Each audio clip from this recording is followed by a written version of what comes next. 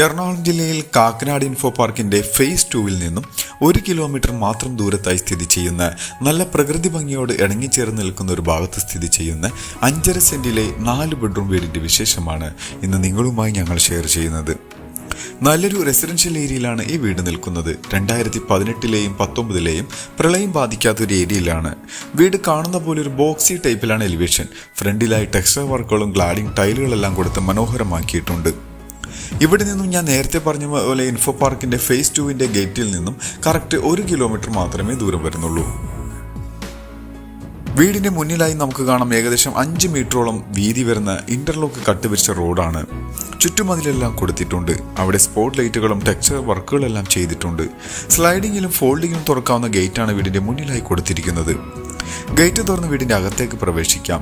കയറി വരുമ്പോൾ വിശാലമായൊരു മുറ്റം നമുക്ക് കാണാം. ഇന്റർലോക്ക്